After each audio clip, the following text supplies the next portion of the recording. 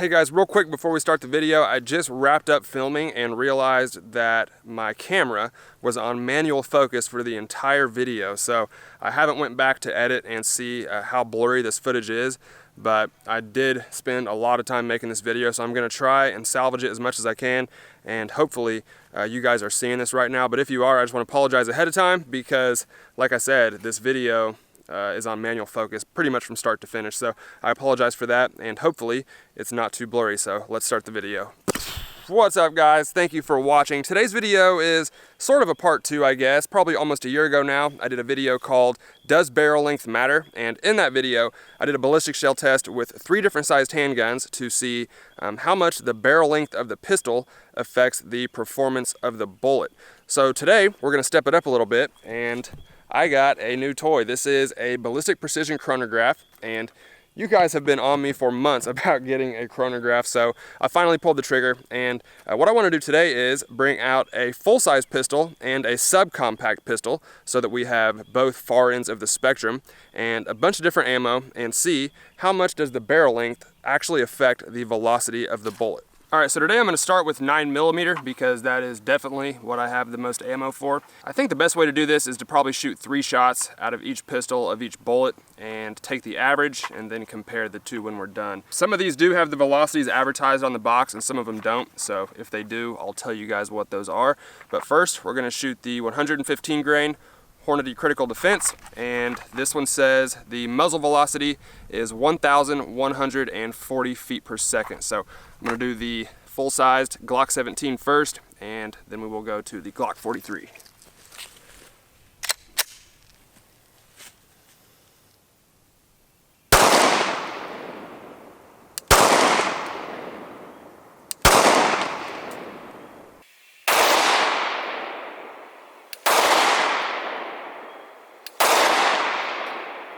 So for some reason I can't get the chronograph to connect to my phone. It has an app with it, and I was hoping that it would just send all the numbers back to my phone and we wouldn't have to do any math, but it doesn't look like that's going to work. So the critical defense out of the Glock 17 averaged 1,138 feet per second. So let's see how it does out of the Glock 43.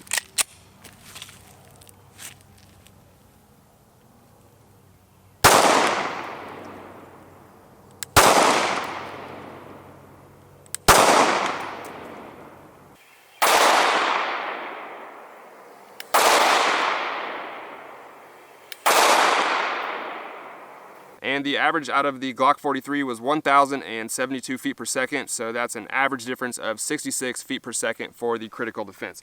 Next up, I'm going to do the 124 grain Federal Premium HST.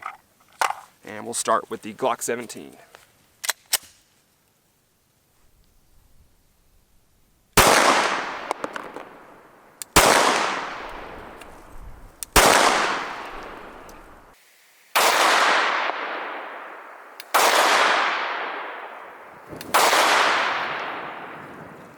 So the HST doesn't have any advertised velocities on the box, but the average out of our Glock 17 was 1,218 feet per second. So let's try the Glock 43.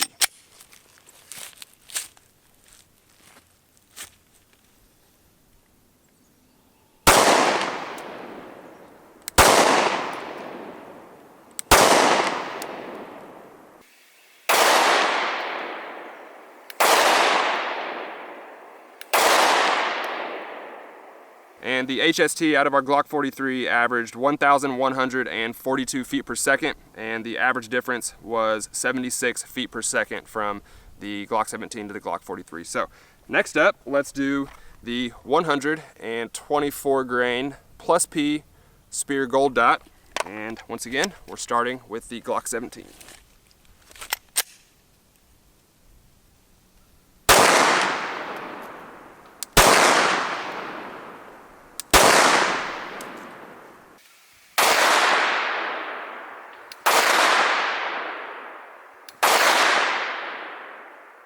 So the Gold Dot also doesn't advertise a velocity on the box, but so far this is the fastest one with an average of 1,260 feet per second out of our Glock 17.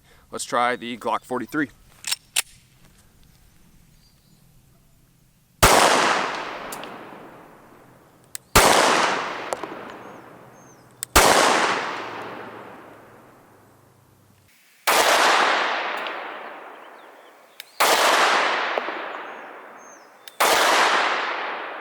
So for some reason on that third gold dot, I got some kind of an error, and that was actually the last bullet that I had. So we're just gonna have to go off 2 out of the Glock 43, and our average was 1,195 feet per second with an average difference of 65 feet per second.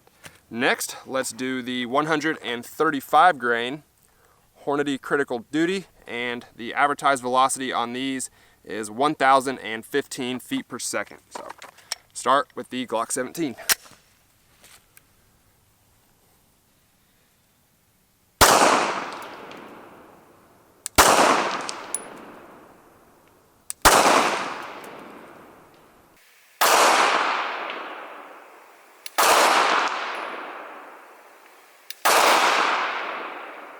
So our critical duty actually averaged higher than what they advertise on the box, which is kind of rare, with an average of 1,036 feet per second out of the Glock 17. Let's see what it does out of the Glock 43.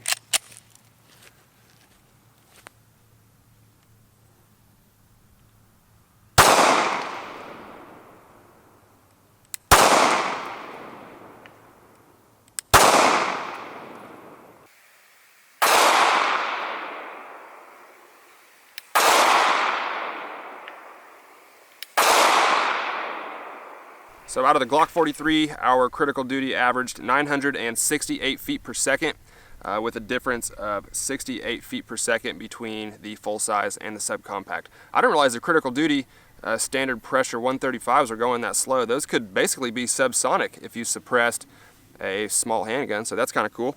But next, we're gonna do a favorite of a lot of yours. This is the 115 grain Remington UMC, and these have developed quite the reputation on the channel because they always perform really well, and you can get these value packs of 100 rounds at Walmart for like 25 bucks. So this is definitely cheaper than any of the other ones that we've shot so far. And of course, we're going to start with the Glock 17.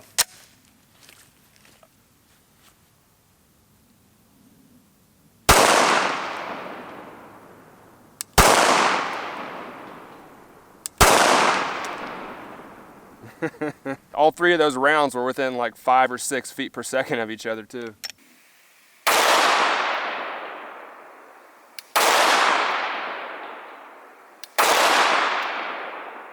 All right, the average out of the Glock 17 was 1,188 feet per second. Let's try the Glock 43.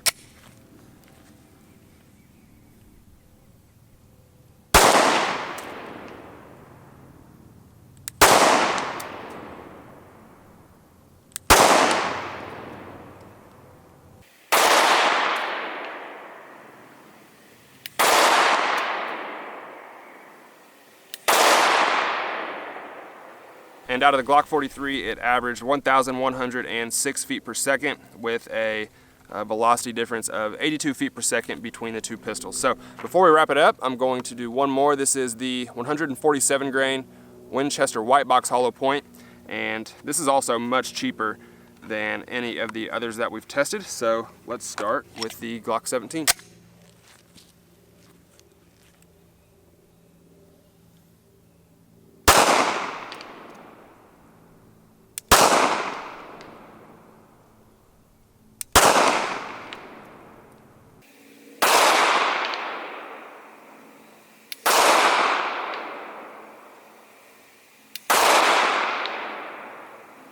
So the average out of our Glock 17 was 1,010 feet per second. Let's try the Glock 43.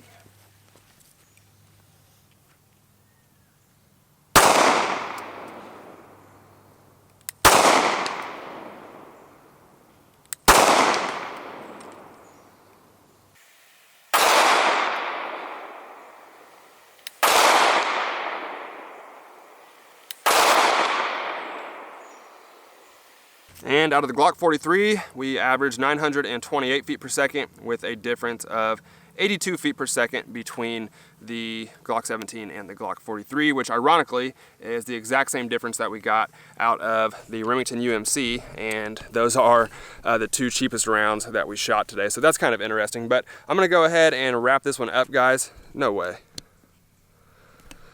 Wow. Well, I just realized that my camera has been on manual focus for this entire video, so That probably ain't good. Well, I hope that you guys did enjoy this blurry video. If you guys are watching this, it probably means that I think it's clear enough to upload. I obviously haven't, I just now realized that that was on manual focus, so I have no idea what any of this video looks like. So that kind of sucks. I apologize for that, but hopefully it's not too bad, and I will be able to upload this one for you guys to see. But the results in this video are actually a little surprising to me. I was expecting more of a difference between the two guns. Now, with the two cheap rounds, the Winchester and the UMC, the differences were in the 80s, but with everything else, it was in like the 50s, 60s, and 70s, and I was expecting, I guess, a little closer to like 100 feet per second difference. But obviously it's still a big enough difference to affect bullet performance, and there's videos all over the internet demonstrating that. But let me know in the comments what else you guys would like to see me use this chronograph for. I have a ton of ideas in my head of videos to do down the road, and they just keep coming to me, and I know that you guys have been waiting to see some stuff with these. Obviously, I'm going to do different calibers and all kinds of different stuff down the road, so just let me know in the comments what you guys would like to see me do, and we will get those videos out soon. But I hope that you guys did enjoy this video. I hope it wasn't too blurry. If you're seeing this, it probably means that it wasn't too bad, but yeah, I definitely apologize for that, and I'm kind of a stickler for video quality, so that's going to drive me nuts when I take this video home and edit it, and hopefully it's good enough for me to upload. But I hope that you guys did like this video. If you did, please give it a thumbs up for me, guys. Thank you all for watching, and I'll see you next time.